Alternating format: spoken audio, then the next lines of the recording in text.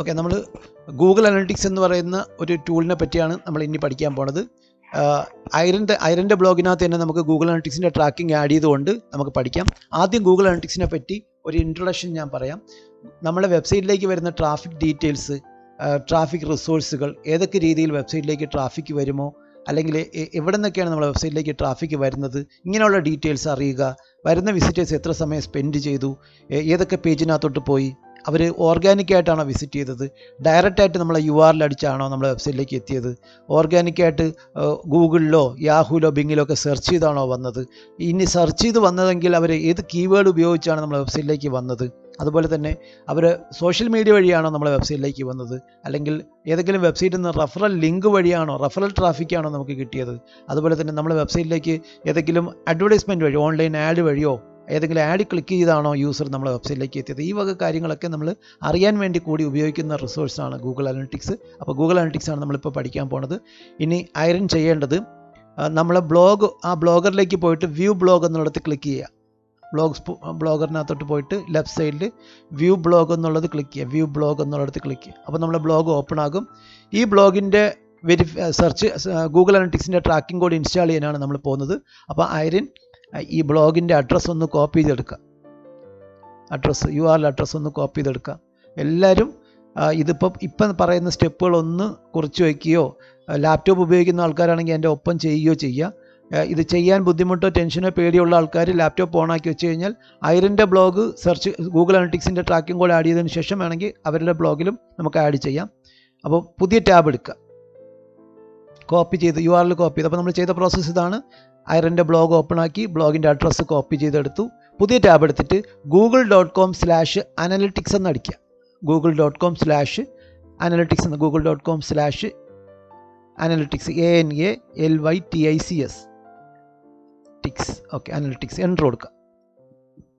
Google analytics അടിച്ച് enter കൊടുത്തു കഴിഞ്ഞാൽ google.com/analytics എന്ന് അടിച്ചു കഴിഞ്ഞാൽ നമുക്ക് ഗൂഗിൾ അനലിറ്റിക്സിൻ്റെ ലോഗിൻ ചെയ്യുന്ന സ്ഥലത്തേക്ക് എത്തും. അവിടെ നമുക്ക് മെഷർ താഴോട്ട് എടുത്തു കഴിഞ്ഞാൽ നമുക്ക് സൈൻ ഇൻ ചെയ്യാനുള്ള ഓപ്ഷനോ, അല്ലെങ്കിൽ മെഷർ മുകളിൽ അത് പേജ് ഫുള്ളായിട്ട് ലോഡായി വന്നിട്ടില്ല, ഏറ്റവും മുകളിലോട്ട് പോയാൽ മതി. അവിടെ സൈൻ ഇൻ ചെയ്യാനുള്ള ഓപ്ഷൻ ഉണ്ടാകും. ആ മെനു ക്ലിക്ക് ചെയ്തേ, ഇല്ല, പേജ് ഫുള്ളായിട്ട് ലോഡായില്ല. ഐറൻ ഒരിക്കൽ കൂടെ അവിടെ സ്റ്റാർട്ട് ഫോർ ഫ്രീ അല്ലെങ്കിൽ സൈൻ ഇൻ ടു അനലിറ്റിക്സ് കൊടുക്കുക. അപ്പം ചിലപ്പോൾ ചില ആൾക്കാർക്ക് നിങ്ങളുടെ ഗൂഗിൾ അക്കൗണ്ടിൻ്റെ പാസ്വേഡ് ഒരിക്കൽ കൂടെ ചോദിക്കും. Gmail ID ഏതാണ് സെലക്ട് ചെയ്യുന്നതൊക്കെ ചിലപ്പോൾ ചോദിക്കും. പ്രത്യേകിച്ച് നിങ്ങളുടെ ബ്രൗസറിനകത്ത് വേറെ Gmail IDകൾ 2-3 Gmail ID ഒക്കെ ലോഗിൻ ചെയ്തിരിക്കുന്ന ആൾക്കാർക്ക് ചോദിക്കാം. അല്ലാത്ത ആൾക്കാർക്ക്, ഒരു Gmail ID ലോഗിൻ ചെയ്തിരിക്കുന്ന ആൾക്കാർക്ക് ഇപ്പം നമ്മൾ കാണുന്ന സ്ക്രീനിൽ എത്തിയതുപോലെ നമുക്ക് എത്താൻ പറ്റും. അവിടെ നമുക്ക് നമ്മളെ ബ്ലോഗിനെ ആഡ് ചെയ്യുന്ന സ്ഥലമാണ്. വെൽക്കം ടു ഗൂഗിൾ അനലിറ്റിക്സ് എന്ന് കാണിക്കുന്നുണ്ട്. നമ്മളിപ്പോൾ അതിനകത്ത് സൈൻ ഇൻ ആയി. അവിടെ സ്റ്റാർട്ട് മെഷറിംഗ് എന്നുള്ള ഓപ്ഷൻ താഴെ എവിടെയെങ്കിലും കിടപ്പുണ്ടെന്ന് നോക്കി. കുറച്ച് താഴോട്ട് വന്നേ, അനലിറ്റിക്സ് പേജ് എത്തിയിട്ടുണ്ട്. നമുക്ക് അതിൻ്റെ സ്റ്റാർട്ട് മെഷറിംഗ് എന്നാണോ കിടക്കണേ? എന്താ കിടക്കണേ അവിടെ? ഓക്കെ, സ്റ്റാർട്ട് മെഷറിങ്ങിൽ ക്ലിക്ക് ചെയ്തോ. അപ്പോൾ നമ്മളെ വെബ്സൈറ്റിനകത്തേക്ക്, ബ്ലോഗിനകത്തേക്ക് ഗൂഗിൾ അനലിറ്റിക്സ് ആഡ് ചെയ്യാനാണ് ശ്രമിച്ചത്. google.com/analytics എന്ന് അടിച്ചു കഴിഞ്ഞാൽ നമുക്ക് അനലിറ്റിക്സിനകത്ത് എത്തും. സൈൻ ഇൻ കൊടുത്തു കഴിഞ്ഞാൽ നമ്മൾ അനലിറ്റിക്സിനകത്ത് സ്റ്റാർട്ട് മെഷറിംഗ് എന്നുള്ളൊരു പോർഷനിലേക്ക് എത്തും. അവിടെ അക്കൗണ്ട് നെയിം ഡീറ്റെയിൽസ് ആണ്. നമ്മൾ അക്കൗണ്ട് സെറ്റപ്പ് എന്നുള്ള ഓപ്ഷനിലേക്കാണ് നമ്മൾ അവിടെ എത്തിക്കുന്നത്. അക്കൗണ്ട് നെയിം എന്നുള്ളത് നമ്മുടെ ഐറൻ എന്ന് അടിച്ചു കൊടുത്താൽ ഐറൻ ജോർജ് എന്ന് കൊടുത്തോളൂ. അക്കൗണ്ട് നെയിം എന്നുള്ളത് ഐറൻ ജോർജ് എന്ന് കൊടുത്തു. എന്താണ് അക്കൗണ്ട് നെയിം? വല്ല ബാങ്ക് അക്കൗണ്ട് പോലെ ഒരു അക്കൗണ്ടാണോ ഇതെന്നൊക്കെ ചോദിച്ചു കഴിഞ്ഞാൽ, നമ്മളുടെ ഗൂഗിൾ അക്കൗണ്ടിനകത്ത് നമുക്ക് ഒന്നിൽ കൂടുതൽ വെബ്സൈറ്റുകളെ അനലിറ്റിക്സിനകത്തോട്ട് ആഡ് ചെയ്യാൻ പറ്റും. ഇപ്പം ഐറൻ്റെ കസ്റ്റഡിയിൽ 10 വെബ്സൈറ്റുകളുണ്ടെങ്കിൽ ഐറന് വേണമെങ്കിൽ ആ 10 വെബ്സൈറ്റുകളെയും ഒരേ Gmail ID തന്നെ അനലിറ്റിക്സിനകത്തോട്ട് ആഡ് ചെയ്യാൻ പറ്റും.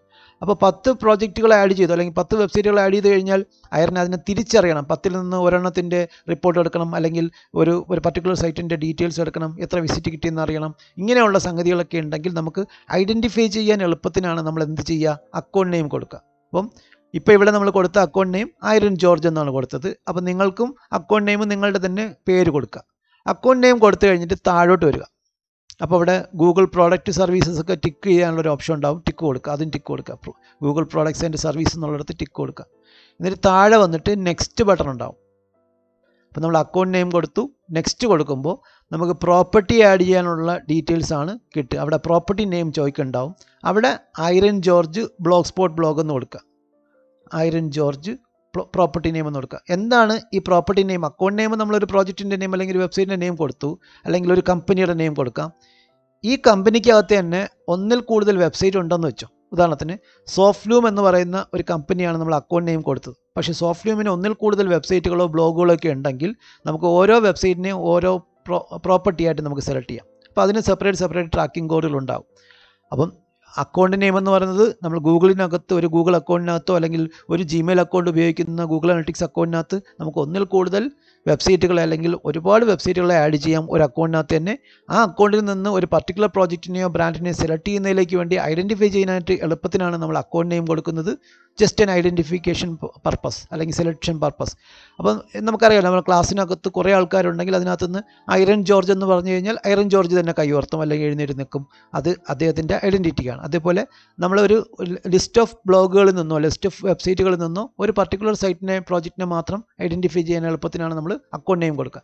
ഇനി ആ അക്കൗണ്ട് നെയിമിനകത്ത് അഥവാ ആ ബ്രാൻഡിനകത്ത് തന്നെ ഒന്നിൽ കൂടുതൽ സൈറ്റുകളുണ്ടെങ്കിൽ നമുക്ക് അതിനകത്ത് തന്നെ ഡിഫറെൻറ്റ് പ്രോപ്പർട്ടി ആയിട്ട് ആഡ് ചെയ്യാം. ഇപ്പോൾ ഇവിടെ പ്രോപ്പർട്ടി നെയിം കൊടുക്കേണ്ടത് നിങ്ങളെ പേരും ബ്ലോഗ് സ്പോട്ട് ബ്ലോഗ് എന്ന് കൊടുക്കുക. അതും തിരിച്ചറിയാൻ എളുപ്പത്തിന് വേണ്ടിയിട്ടാണ്. നിങ്ങളുടെ ഒരു ബ്രാൻഡിനകത്ത് തന്നെ ഒന്നിൽ കൂടുതൽ വെബ്സൈറ്റ് ഉണ്ടെങ്കിൽ, ഇപ്പോൾ softloom.com എന്നുള്ള ബ്രാൻഡിനകത്ത് തന്നെ softloom.com എന്നുള്ള വെബ്സൈറ്റ് ഉണ്ട്. ഇനി സോഫ്റ്റ്ലൂമിൻ്റെ ഒഫീഷ്യൽ സൈറ്റ് ഉണ്ട്, സോഫ്റ്റ്ലൂം IT എന്ന് പറയുന്ന ഇതുണ്ട്, അല്ലെങ്കിൽ സോഫ്റ്റ്ലൂം IT ട്രെയിനിങ്ങിന് വേണ്ടിയിട്ടുള്ള വേറെ വെബ്സൈറ്റ് ഉണ്ട്. അങ്ങനെ ഡിഫറെൻറ്റ് വെബ്സൈറ്റുകൾ ഉണ്ടെങ്കിൽ നമുക്കതിനെ കൃത്യമായിട്ട് നമുക്ക് ആഡ് ചെയ്ത് കൊടുക്കാം. ഓക്കെ, അപ്പം നമുക്ക് പ്രോപ്പർട്ടി നെയിം കൊടുത്തു കഴിഞ്ഞാൽ തൊട്ടടുത്ത് നിങ്ങൾക്ക് വരുന്നത് റിപ്പോർട്ടിംഗ് ടൈം സോൺ എന്ന് പറഞ്ഞൊരു സ്ഥലമാണ്. ഇപ്പോൾ പ്രോപ്പർട്ടി നെയിം നമ്മൾ കൊടുത്തു കഴിഞ്ഞാൽ തൊട്ട് താഴെ റിപ്പോർട്ടിംഗ് ടൈം സോൺ. അത് കുറച്ച് അറിഞ്ഞിരിക്കേണ്ട ഒരു സംഗതിയാണ്. എന്താണ് റിപ്പോർട്ടിംഗ് ടൈം സോൺ എന്ന് വെച്ച് കഴിഞ്ഞാൽ, നമ്മൾ ഏത് കൺട്രിയുമായിട്ട് അസോസിയേറ്റ് ചെയ്ത വെബ്സൈറ്റ് ആണോ നമ്മൾ ഗൂഗിൾ അനലിറ്റിക്സിനകത്ത് ആഡ് ചെയ്യുന്നത്, ആ കൺട്രി സെലക്ട് ചെയ്യുന്നതാണ് ഏറ്റവും ഉചിതം. ഇപ്പോൾ ഇവിടെ UK ആണ് സെലക്ട് ആയിരിക്കുന്നത്, അത് മാറ്റിയിട്ട് ഇന്ത്യ കൊടുക്കണം. ഇനി അതിനകത്ത് പ്രധാനമായിട്ട് കുറച്ച് കാര്യങ്ങൾ അറിഞ്ഞിരിക്കേണ്ടത് വെച്ച് കഴിഞ്ഞാൽ, ഈ സെറ്റിങ്സ്, ഈ റിപ്പോർട്ടിംഗ് ടൈം സോൺ സെറ്റിങ്സ് നമ്മൾ തെറ്റി ആഡ് ചെയ്ത് പോയെന്ന് വിചാരിച്ചോ, അവിടെ റിപ്പോർട്ട് കാണിക്കുന്നത് ആ കൺട്രിയുടെ ടൈം സോൺസ് അനുസരിച്ചായിരിക്കും. ഫോർ എക്സാമ്പിൾ, നമ്മളിപ്പോൾ ഐറിൻ കൊച്ചിയിലിരുന്നുകൊണ്ട് UAയിലുള്ള അല്ലെങ്കിൽ US ഒരു വെബ്സൈറ്റിൻ്റെ വർക്കാണ് ചെയ്യുക. ഐറിൻ ഒരു ഫ്രീലാൻസ് വർക്ക് US നിന്ന് കിട്ടി, അമേരിക്കയിൽ നിന്ന് കിട്ടി. അപ്പോൾ അമേരിക്കയിലുള്ള ഒരു ക്ലയൻറ്റിൻ്റെ വർക്ക് കൊച്ചിയിലിരുന്നുകൊണ്ടാണ് ഐറിൻ ചെയ്യണത്. കൊച്ചിയിലിരുന്നുകൊണ്ട് ചെയ്യുന്ന സമയത്തും ഐറിൻ ഗൂഗിൾ അനലിറ്റിക്സ് ആഡ് ചെയ്യുമ്പോൾ കൺട്രി ഏത് തന്നെ കൊടുക്കുന്നത് നല്ലത്? US തന്നെ സെലക്ട് ചെയ്യുന്നതാണ് നല്ലത്. ഇനി അബദ്ധത്തിന് ഐറിൻ ഇതിൻ്റെ കൺട്രി സെറ്റിങ്സ് ഇന്ത്യ കൊടുത്തു പോയെന്ന് വെച്ചോ. അബദ്ധത്തിന് ഇന്ത്യ കൊടുത്തു പോയാൽ എന്താ സംഭവിക്കുക എന്ന് വെച്ച് കഴിഞ്ഞാൽ, നമ്മളെ വെബ്സൈറ്റിലേക്ക് എത്തുന്ന വിസിറ്റ്സ് ഏത് ടൈം സോൺസ് അനുസരിച്ചാണോ അതിലായിരിക്കും റിപ്പോർട്ട് കാണിക്കുക. ഫോർ എക്സാമ്പിൾ, US ഒരു വർക്ക് അല്ലെങ്കിൽ ഒരു വെബ്സൈറ്റ് ഐറിൻ ഇന്ത്യ എന്ന് കൊടുത്തുപോയി. നമ്മളെ ടൈം സോൺ നോക്കി ഇന്ത്യയിൽ നമ്മളിപ്പം 10-ാം തീയതി നവംബർ 10-ാം തീയതി ആയിട്ട് 15 മണിക്കൂർ കഴിഞ്ഞു അല്ലേ, 3:30 മണിയായി. അപ്പോൾ 15 മണിക്കൂർ കഴിഞ്ഞു. എന്നാൽ അമേരിക്കയിലുള്ള ആൾക്കാരോ ഇപ്പോൾ 10-ാം തീയതിയിൽ എത്തിയിട്ട് വെറും 3.5 മണിക്കൂറേ കഴിഞ്ഞിട്ടുള്ളൂ. അത്രയും വ്യത്യാസമുണ്ട്. അപ്പോൾ ഒരു ഡേ 10-ാം തീയതി ഇന്ന് രാവിലെ 6 മണിക്ക് ഒരു വെബ്സൈറ്റിലേക്ക് കിട്ടിയ വിസിറ്റ് ഇന്ത്യൻ ടൈം സോൺ അനുസരിച്ച് നവംബർ 10-നാണ് അത് വിസിറ്റ് ആയത്. പക്ഷേ US ടൈം സോൺ അനുസരിച്ചാണെങ്കിലോ അത് ഇന്നലത്തെ ഡേറ്റിലാണ് വിസിറ്റ് നടന്നിരിക്കുന്നത്. അപ്പോൾ ആ ഒരു ടൈം സോണിൻ്റെ ഡിഫറൻസ് ഉള്ളത് കൊണ്ടാണ് നമ്മൾ ഏത് കൺട്രിയായിട്ട് അസോസിയേറ്റ് ചെയ്ത വെബ്സൈറ്റ് ആണോ SEO ചെയ്യുന്നത് അല്ലെങ്കിൽ ഗൂഗിൾ അനലിറ്റിക്സ് ആഡ് ചെയ്യുന്നത്, ആ കൺട്രി സെലക്ട് ചെയ്യുന്നതാണ് ഏറ്റവും ഉചിതം. ഇനി തെറ്റി ആഡ് ചെയ്ത് പോയെന്ന് വെച്ചോ, ഞാൻ നേരത്തെ പറഞ്ഞ കണക്ക് ഐറിൻ US ഒരു പ്രോജക്റ്റിൻ്റെ വെബ്സൈറ്റിനകത്ത് ടൈം സോൺ സെറ്റിങ്സ് ഇന്ത്യ കൊടുത്തു. അപ്പോൾ ആ ക്ലയൻറ്റ് ഒരു ദിവസം ഐറിനെ കോൺടാക്ട് ചെയ്തിട്ട് ചോദിച്ചു, നമ്മളെ വെബ്സൈറ്റിലേക്ക് നവംബർ 10-ാം തീയതി എത്ര വിസിറ്റ് കിട്ടി? അപ്പോൾ ഐറിൻ പറയും, ജസ്റ്റ് ഹോൾഡ് ചെയ്തോളൂ, ഇപ്പം നോക്കിയിട്ട് പറയാം എന്ന് പറഞ്ഞിട്ട് ഐറിൻ ഗൂഗിൾ അനലിറ്റിക്സ് എടുത്തു കഴിഞ്ഞാൽ ഈ ഡീറ്റെയിൽസ് അറിയാം. നവംബർ 10-ാം തീയതി എത്ര വിസിറ്റ് കിട്ടി? പക്ഷേ ഐറിൻ പറഞ്ഞു 150 വിസിറ്റ് കിട്ടി, 150 വിസിറ്റ്സ് 10-ാം തീയതി കിട്ടി. പക്ഷേ ക്ലയൻറ്റിൻ്റെ ഡേറ്റ അനുസരിച്ച് അവിടെ 200 രജിസ്ട്രേഷൻ നടന്നു അല്ലെങ്കിൽ 200 സെയിൽസ് നടന്നു. അപ്പോൾ ക്ലയൻറ്റ് പറയും 150 വിസിറ്റ് കിട്ടിയാൽ പോരല്ലോ, 200 സെയിൽസ് അന്ന് നടന്നിട്ടുണ്ടല്ലോ, അപ്പോൾ 150 വിസിറ്റ് എന്നുള്ളത് തെറ്റായിട്ടുള്ള ഡേറ്റയാണ്. അവിടെ എന്താ പറ്റിക്കണമെന്ന് വെച്ച് കഴിഞ്ഞാൽ, US നവംബർ 10 അല്ല ഇന്ത്യയിലുള്ള നവംബർ 10. നമ്മൾ നേരത്തെ പറഞ്ഞ കണക്ക് ഇന്ത്യയിലുള്ള ടൈം സോണും US ടൈം സോണും തമ്മിൽ മണിക്കൂറുകളുടെ ഡിഫറൻസ് ഉണ്ട്. അപ്പോൾ അവിടെ എന്താ സംഭവിക്കുക? നവംബർ 10-ന്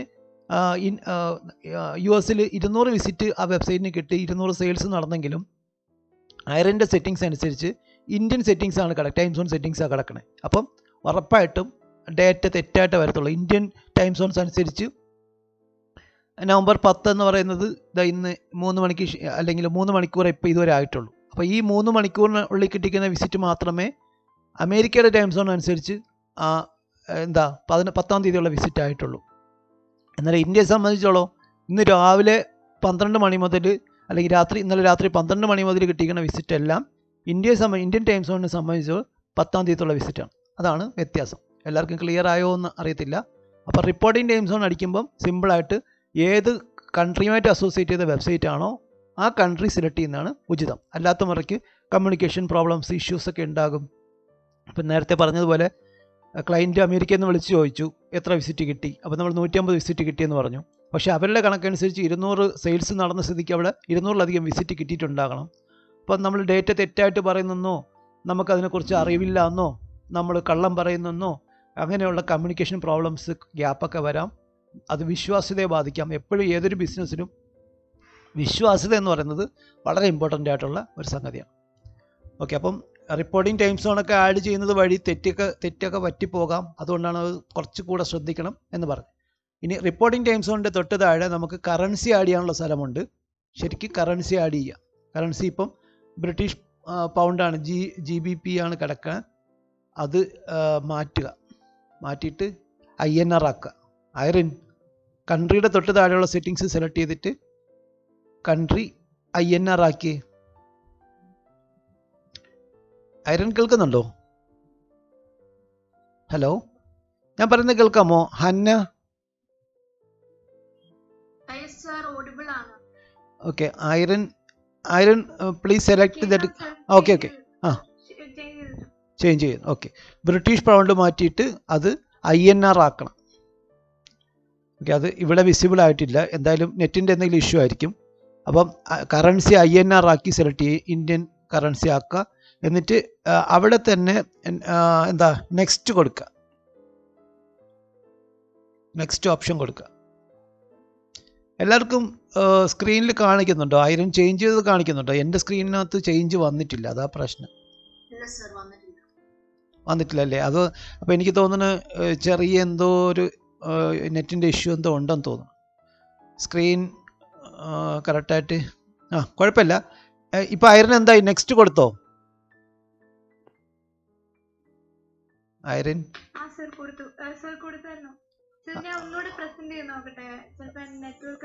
സ്റ്റോപ്പ് ചെയ്തിട്ട് ഒരിക്കൽ കൂടെ പ്രസന്റ് കൊടുത്തേ.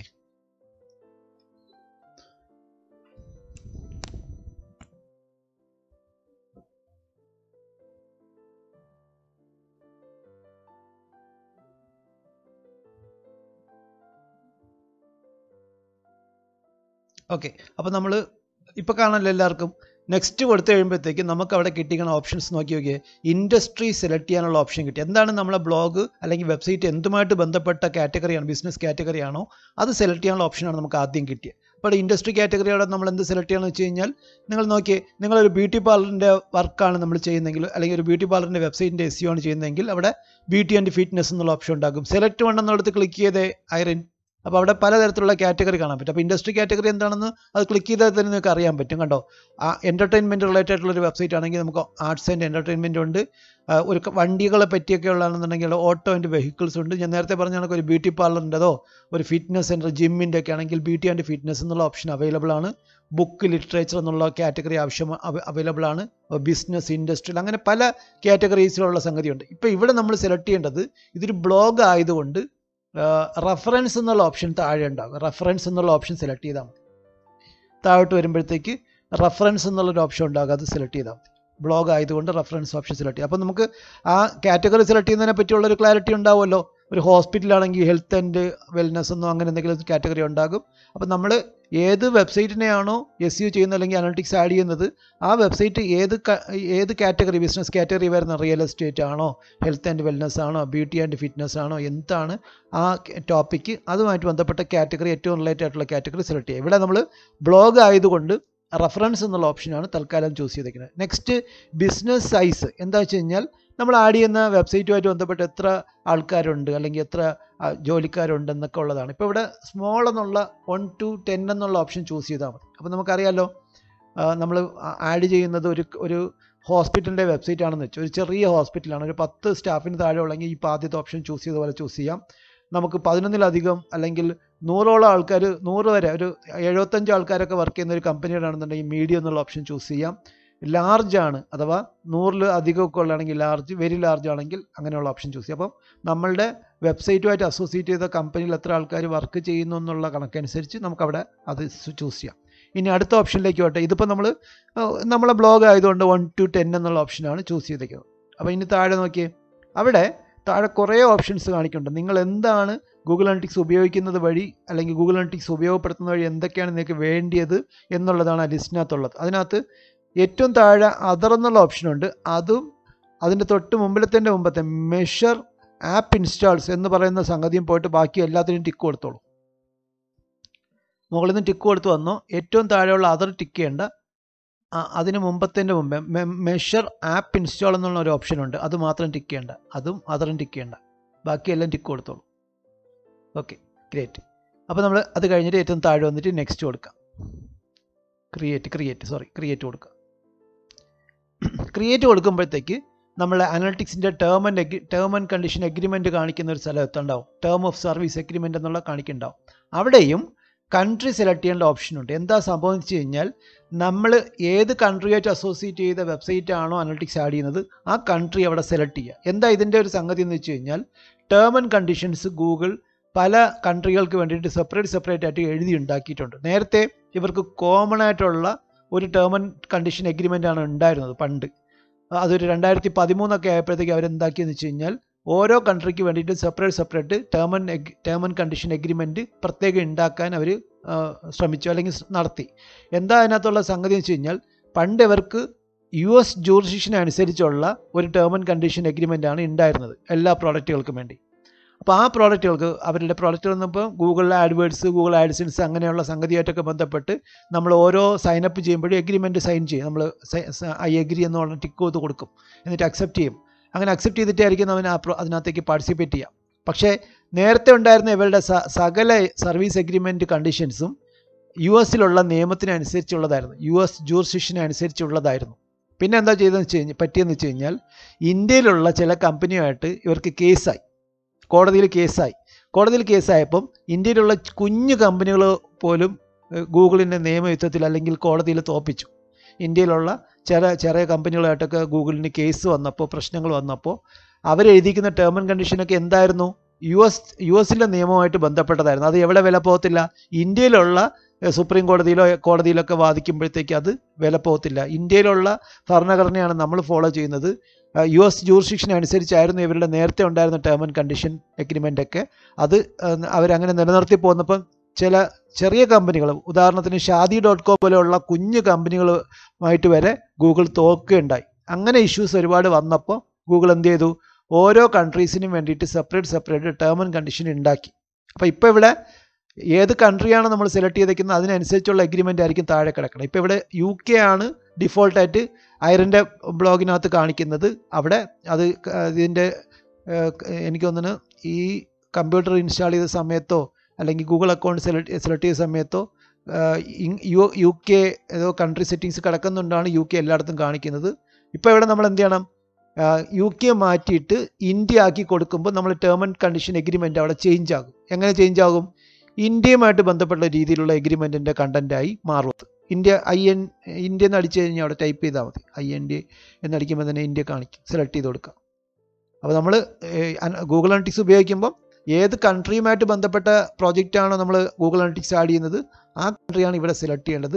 ആ കൺട്രിയിലുള്ള അല്ലെങ്കിൽ ആ വെബ്സൈറ്റുമായിട്ട് ബന്ധപ്പെട്ട അവരുടെ ക്ലയൻറ്റിനോ അല്ലെങ്കിൽ ആ കസ്റ്റമറിന് എന്തെങ്കിലും കേസോ ഗൂഗിളുമായിട്ടൊക്കെ ബന്ധപ്പെട്ടുണ്ടെങ്കിൽ, ഗൂഗിളിനെതിരെ എന്തെങ്കിലും ഫയലൊക്കെ ചെയ്യാനുണ്ടെങ്കിൽ അവർ ആ എഗ്രിമെൻ്റാണ് സെലക്ട് ചെയ്ത് കൊടുക്കേണ്ടത്. അപ്പം ഇവിടെ നമ്മളിപ്പോൾ ഇന്ത്യ സെലക്ട് ചെയ്തേക്കുന്നത്.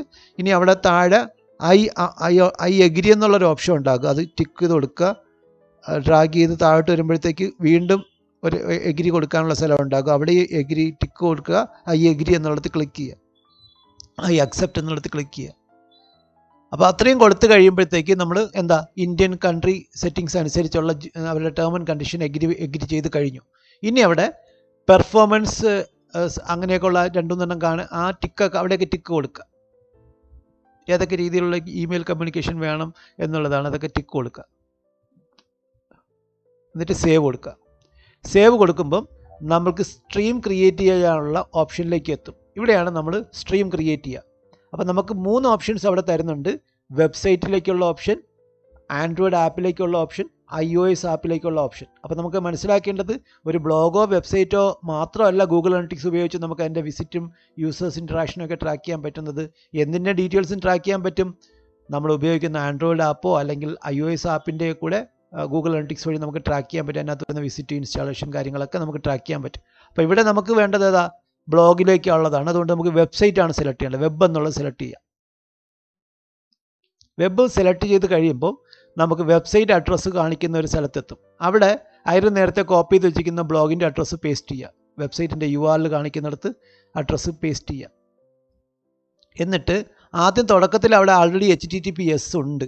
അപ്പോൾ നമ്മൾ കോപ്പി ചെയ്ത് കൊണ്ടുവന്നതിനകത്തുള്ള HTTPS-ഉം ഫുൾ കോളനും ആ സ്ലാഷുകളും റിമൂവ് ചെയ്ത് കളയുക. ആൾറെഡി അവിടെ ഉണ്ട്, അത്ര റിമൂവ് ചെയ്ത് കളയുക. അത് കഴിഞ്ഞിട്ട് വലത് സൈഡിൽ സ്ട്രീം നെയിം കൊടുക്കുക. അവിടെ Irene George blog spot blog എന്ന് കൊടുക്കുക. ഐറിൻ ജോർജ് വെറുതെ Irene George blog spot blog എന്ന് കൊടുക്കുക. സ്ട്രീമിൻ്റെ നെയിമാണ് കൊടുക്കുന്നത്. അത് മസ്റ്റായിട്ട് നമ്മൾ കൊടുക്കേണ്ടതുണ്ട്. നമ്മൾ ക്രിയേറ്റ് ചെയ്യുന്ന സ്ട്രീമിന് ഒരു നെയിം കൊടുക്കണം. ഓക്കെ, നമ്മൾ സ്ട്രീം നെയിം കൊടുത്തു കഴിഞ്ഞ് കഴിഞ്ഞാൽ തൊട്ട് താഴെ ക്രിയേറ്റ് സ്ട്രീം എന്നുള്ള ഓപ്ഷൻ ബട്ടൺ കിടക്കുന്നുണ്ടാവും. അവിടെ ക്ലിക്ക് ചെയ്യുക. അപ്പോൾ നമ്മൾ സ്ട്രീം ക്രിയേറ്റ് ആകും. അപ്പോൾ ഗൂഗിൾ അനലിറ്റിക്സ് ആഡ് ചെയ്യാനുള്ള സ്ട്രീം ജനറേറ്റ് ആയി കഴിഞ്ഞ് കഴിഞ്ഞാൽ നമുക്ക് ആ സ്ട്രീം ട്രാക്ക് ചെയ്യാനുള്ള കോഡ് അവിടെ കിട്ടും. കുറച്ച് താഴോട്ട് വരിക.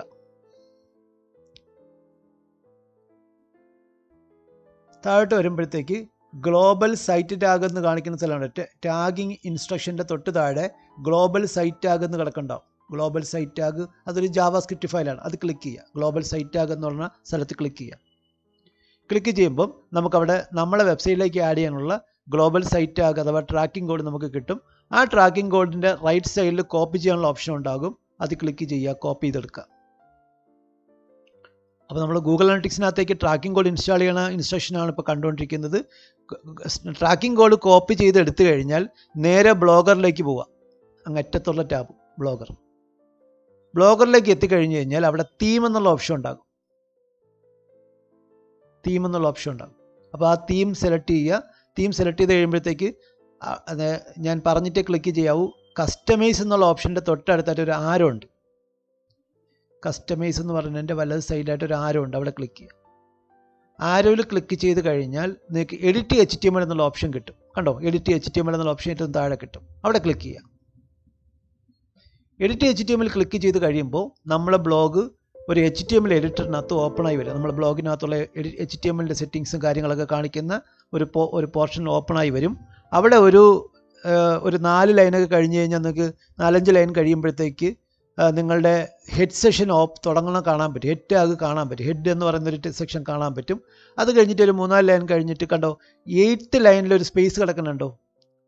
8th ലൈൻ കണ്ടോ? അവിടെ ഒരു സ്പേസ് കിടപ്പുണ്ട്. അവിടെ ഒന്ന് ക്ലിക്ക് ചെയ്യുക. ആ സ്പേസ് കിടക്കുന്നിടത്തൊന്ന് ക്ലിക്ക് ചെയ്യുക. അതിൽ 8th തന്നെ പേസ്റ്റ് ചെയ്യണം നിർബന്ധമൊന്നുമില്ല. ഹെഡ് സെഷനകത്ത് എവിടെ വന്നു കഴിഞ്ഞാൽ ഇത് വർക്ക് ആയിക്കോളും. അവിടെ ഒരു സ്പേസ് കിടന്നുകൊണ്ട് നമ്മൾ അവിടെ കയറ്റി ഇത് ചെയ്യുന്നുള്ളൂ. അവിടെ ഒരു എൻട്രി കൊടുക്കുക.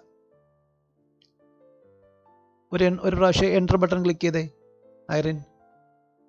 എന്നിട്ട് പേസ്റ്റ് കൊടുക്കുക. നമ്മൾ പേസ്റ്റ് ചെയ്ത് നമ്മൾ കോപ്പി ചെയ്ത് കൊണ്ടുവന്ന ട്രാക്കിംഗ് കോഡാണ്. പേസ്റ്റ് ചെയ്ത് കഴിഞ്ഞാൽ ഒരിക്കൽ കൂടെ എൻറ്റർ കൊടുക്കുക. അവിടെ ഒരു സ്പേസ് ഒക്കെ ആയിട്ട് കടന്നു കഴിഞ്ഞാൽ നമുക്കത് വേർതിരിച്ച് പെട്ടെന്ന് അറിയാൻ പറ്റും. അതുമല്ല നമുക്ക് നെക്സ്റ്റ് ഇനി ബിങ് ഓപ്റ്റിമൈസേഷൻ പഠിക്കുമ്പോൾ നമുക്ക് അവിടെ മെറ്റാ ടാഗ് ആഡ് ചെയ്യാനുണ്ട്. അതിനാണ് ആ സ്പേസ് നമ്മൾ അവിടെ കൊടുത്തത്. ഇനി വലത് സൈഡിൽ റൈറ്റ് സൈഡിൽ മുകളിൽ സേവ് ചെയ്യാനുള്ളൊരു ബട്ടൺ ഉണ്ട്. അവിടെ ക്ലിക്ക് ചെയ്യുക. കണ്ടോ, അവിടെ തന്നെ സേവ് കൊടുക്കുക. ക്ലിക്ക് ചെയ്ത് കഴിഞ്ഞാൽ നമ്മൾ ട്രാക്കിംഗ് കോഡ് ആഡ് ചെയ്ത് കഴിഞ്ഞു. സേവ് ആയി കഴിഞ്ഞു. പ്രോസസ്സിംഗ് എന്ന് എഴുതി കാണിക്കും. അത് സേവ് ആയി കഴിഞ്ഞ് കഴിഞ്ഞാൽ നേരെ നിങ്ങളുടെ ഗൂഗിൾ അനലിറ്റിക്സിനകത്തേക്ക് എത്തുക. അനലിറ്റിക്സിനകത്ത് എത്തിക്കഴിഞ്ഞ് കഴിഞ്ഞാൽ ഇപ്പം നമ്മൾ നിൽക്കുന്ന സ്ഥലത്ത് ലെഫ്റ്റ് സൈഡിൽ മുകളിൽ ക്ലോസ് ചെയ്യാനുള്ള ഒരു ബാർ ഉണ്ടാവും. ക്ലോസ് കൊടുക്കുക. മുകളിലേക്ക് പോയിട്ട് ലെഫ്റ്റ് സൈഡിൽ ഈ സ്ട്രീമിൻ്റെ സെക്ഷൻ ക്ലോസ് ചെയ്യാനുള്ള സ്ഥലമുണ്ട്. ക്ലോസ് ചെയ്യുക. ക്ലോസ് ചെയ്തിട്ട് അതിന് എന്താ ചെയ്യണമെന്ന് വെച്ച് കഴിഞ്ഞാൽ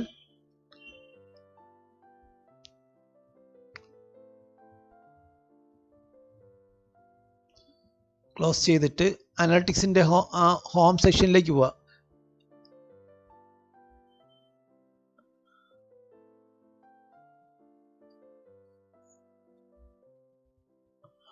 നമ്മൾ സ്ട്രീം ആഡ് ചെയ്ത സ്ഥലത്താണ് നിൽക്കുന്നത്. അത് ആ ക്ലോസ് ബട്ടൺ മാത്രം കൊടുത്താൽ മതിയായിരുന്നു. വേറെ എന്തെങ്കിലും ചെയ്തോ ഐറിൻ? ആ ക്ലോസ് ബട്ടൺ മാത്രം കൊടുത്താൽ മതിയായിരുന്നു. അല്ലെങ്കിൽ പുതിയ ടാബ് എടുത്തിട്ട് google.com/analytics എന്ന് അടിച്ചേ. സ്ട്രീം ആഡായി google.com/analytics എന്ന് അടിക്കുക. google.com/analytics.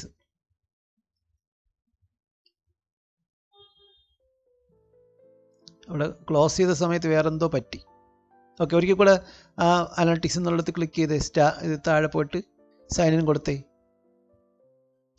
Sign in to analytics കൊടുത്തേ.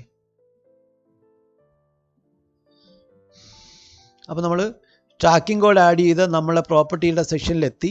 അവിടെ നിങ്ങൾക്ക് ലെഫ്റ്റ് സൈഡിൽ റിയൽ ടൈം എന്ന് കാണാൻ പറ്റുന്നുണ്ടാവും. അനലിറ്റിക്സ് എന്ന് എഴുതിക്കുന്നതിൻ്റെ കോർണറിൽ അനലിറ്റിക്സ് എന്ന് എഴുതിക്കുന്നതിൻ്റെ തൊട്ട് താഴെ ഒരു ഗ്രാഫ് ഉണ്ടാകും. അതിൻ്റെ തൊട്ടടുത്ത് റിയൽ ടൈം എന്നുള്ള ഓപ്ഷൻ കാണാൻ പറ്റും. റിയൽ ടൈമിൻ്റെ ഒരു പ്രത്യേകത, ആ റിയൽ ടൈമിൽ ഒന്ന് ക്ലിക്ക് ചെയ്തോ. റിയൽ ടൈമിൽ ക്ലിക്ക് ചെയ്തോ. റിയൽ ടൈം എഴുതിക്കുന്നത് കണ്ടോ ലെഫ്റ്റ് സൈഡിൽ കോർണറിൽ? റിയൽ ടൈം റിസൾട്ട് എന്ന് പറഞ്ഞു കഴിഞ്ഞാൽ ഇപ്പം നമ്മളെ വെബ്സൈറ്റിലേക്കുള്ള വിസിറ്റ് ഡീറ്റെയിൽസ് റിയൽ ടൈമായിട്ട് അറിയാൻ പറ്റുന്ന സ്ഥലമാണ്. തൽക്കാലം അവിടെ വെബ്സൈറ്റിനകത്ത് കഴിഞ്ഞ 30 മിനിറ്റിനുള്ളിൽ 0 വിസിറ്റ്സ് ആണ് കാണിക്കുന്നത്. ഐറിൻ എന്താ ചെയ്യണമെന്ന് വെച്ച് കഴിഞ്ഞാൽ ഐറിൻ്റെ ബ്ലോഗിലേക്ക് പോകണം.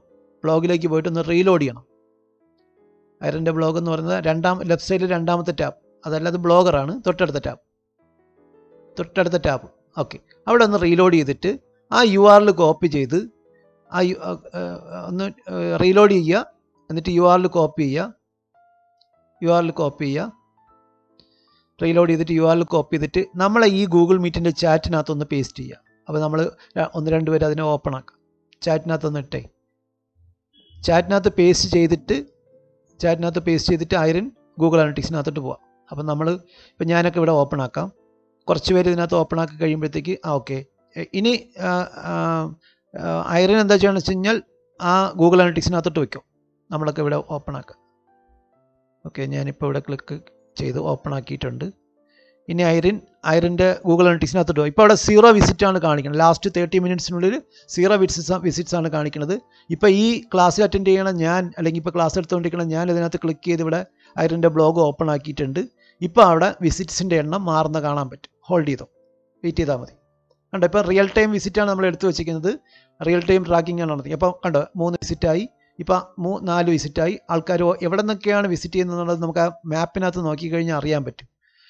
കണ്ടോ, കൊച്ചി ലൊക്കേഷനിൽ നിന്ന് തന്നെ ഇപ്പോൾ കുറച്ച് ആൾക്കാർ 3-4 പേര് വന്നിട്ടുണ്ട്. ഓരോരോ ലൊക്കേഷൻ കാണിക്കുന്നുണ്ട്. ഇനി കൊച്ചി അല്ലാതെ വേറെ ഗൾഫ് മേഖലയിൽ നിന്ന് ആരോ ഉണ്ട് ഒരാൾ. കണ്ടോ 7 പേര് വിസിറ്റ് ചെയ്തു. അതായത് ഇപ്പം നമ്മൾ ആ ചാറ്റിനകത്ത് ഇട്ട ലിങ്ക്സ് ക്ലിക്ക് ചെയ്ത് 7 പേര് ഓപ്പൺ ആക്കിയിട്ടുണ്ട്. കണ്ടോ, അപ്പം നമ്മളെ ട്രാക്കിംഗ് കോഡ് കൃത്യമായിട്ട് വർക്ക് ചെയ്ത് തുടങ്ങി. നമ്മൾ ആഡ് ചെയ്ത ട്രാക്കിംഗ് കോഡ് ഉപയോഗിക്കുന്നത് എന്തിനാണെന്ന് മനസ്സിലായല്ലോ. ഇപ്പോൾ ഇത് റിയൽ ടൈം വിസിറ്റാണ്. ഇനി ഐറിൻ്റെ ബ്ലോഗിനകത്ത് നാളെ മുതൽ ഇന്നിപ്പോൾ ട്രാക്കിംഗ് കോഡ് ആഡ് ചെയ്തല്ലേ ഉള്ളൂ. ഇന്ന് മുതൽ കിട്ടുന്ന വിസിറ്റ്സ് ഐറിന് അതിൻ്റെ റിപ്പോർട്ടിനകത്തുനിന്ന് കാണാൻ പറ്റും. എത്ര വിസിറ്റ് വന്നു, എവിടെ നിന്നൊക്കെയാണ് വിസിറ്റ് വന്നത്. ഇപ്പം 9 വിസിറ്റ്സ് റിയൽ ടൈമിൽ നിൽക്കുന്നുണ്ട്. ഇപ്പം ഈ ക്ലാസ് അറ്റൻഡ് ചെയ്ത് നോക്കുന്ന 13 ആൾക്കാരോ ആയിട്ടുണ്ട്. ഇപ്പം കണ്ടോ എവിടെ നിന്നൊക്കെയാണ് അവർ വിസിറ്റ് ചെയ്യുന്നതൊക്കെ അറിയാൻ പറ്റും. ഈ ക്ലാസ് അറ്റൻഡ് ചെയ്യുന്നതിൽ ഗൾഫ് മേഖല ആ ഭാഗത്തുനിന്ന് ആരൊക്കെ ഉള്ളതെന്നൊന്ന് പറയാമോ?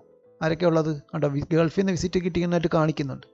കുറേ വിസിറ്റ് ഇന്ത്യയിൽ നിന്ന് തന്നെയാണ് കിട്ടിക്കുന്നത്, കൊച്ചിയൊക്കെ തന്നെയാണ് കാണിക്കുന്നത്. പക്ഷേ ചില വിസിറ്റ്സ് വേറെ സ്ഥലങ്ങളിൽ നിന്നും കാണിക്കുന്നുണ്ട്. അപ്പോൾ അവിടെ തന്നെ കണ്ടോ താഴെ നമ്മൾ നോക്കിക്കഴിഞ്ഞ് കഴിഞ്ഞാൽ മൊബൈലിൽ നിന്ന് എത്ര ശതമാനമുണ്ട്, ടാബ്ലറ്റിൽ നിന്ന് എത്ര ശതമാനമുണ്ട്, ഡെസ്ക്ടോപ്പിൽ നിന്ന് എത്ര ശതമാനം ഉണ്ടെന്നൊക്കെ അറിയാൻ പറ്റും.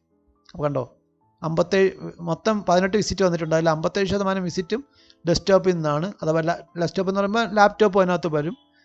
ഞാൻ ലാപ്ടോപ്പ് ഉപയോഗിക്കുന്ന ആൾക്കാരെങ്കിലും സ്ക്രീൻ ഷെയർ ചെയ്യാൻ വേണ്ടി പറയുമ്പം ഇവിടെ പറഞ്ഞിരുന്നാൽ പോലും ആരും അനങ്ങത്തില്ല. അപ്പം എത്ര ശതമാനത്തോളം ആൾക്കാർ ഡെസ്ക്ടോപ്പ് ഉപയോഗിക്കുന്നു എന്നുള്ളത് മനസ്സിലായല്ലോ. കണ്ടോ 19 ആൾക്കാരിപ്പം ഐറിൻ്റെ വെബ്സൈറ്റിലേക്ക് വന്നിട്ടുണ്ട്. ഐറിൻ കേൾക്കുന്നുണ്ടോ? നമ്മളെ ഐറിൻ്റെ ബ്ലോഗിനകത്ത് ഇപ്പം നമ്മൾ ഗൂഗിൾ അനലിറ്റിക്സിൻ്റെ ട്രാക്കിംഗ് കോഡ് ആഡ് ചെയ്തിട്ട് റിയൽ ടൈമിൽ എത്ര വിസിറ്റേഴ്സ് ഉണ്ടെന്നൊക്കെ ഉള്ളതാണ് നമുക്ക് ഇവിടെ കാണാൻ പറ്റും. ഇനി നമുക്കവിടെ ലെഫ്റ്റ് സൈഡിൽ അക്വിസിഷൻ പോലുള്ള സംഗതികളിലേക്ക് ക്ലിക്ക് ചെയ്ത് കഴിഞ്ഞാൽ ട്രാഫിക് സോഴ്സ് അറിയാൻ പറ്റും, ചാനൽസ് അറിയാൻ പറ്റും, നമ്മളെ വെബ്സൈറ്റിലേക്ക് വരുന്ന വിസിറ്റ് ഏതൊക്കെ രീതിയിലാണെന്ന് അറിയാൻ പറ്റും, ഏതൊക്കെ സോഴ്സ് വഴിയാണ്, ഗൂഗിളിൽ സെർച്ച് ചെയ്താണോ, അല്ലെങ്കിൽ ഡയറക്റ്റായിട്ട് അയറിൻ്റെ ബ്ലോഗിൻ്റെ അഡ്രസ്സ് അടിച്ചാണോ, അല്ലെങ്കിൽ നമ്മളെ വെബ്സൈറ്റിലേക്ക് വരുന്ന ആൾക്കാർ സോഷ്യൽ മീഡിയ വഴി ട്വിറ്ററിലൊക്കെ ഷെയർ ചെയ്തിട്ട് വന്നതാണോ, ഇതൊക്കെ നമുക്ക് അറിയാൻ പറ്റും. അപ്പോൾ ഇതൊക്കെ അറിയാൻ വേണ്ടി നമ്മൾ ഉപയോഗിക്കുന്ന ഒരു റിസോഴ്സ് കൂടിയാണ് ഗൂഗിൾ അനലിറ്റിക്സ്.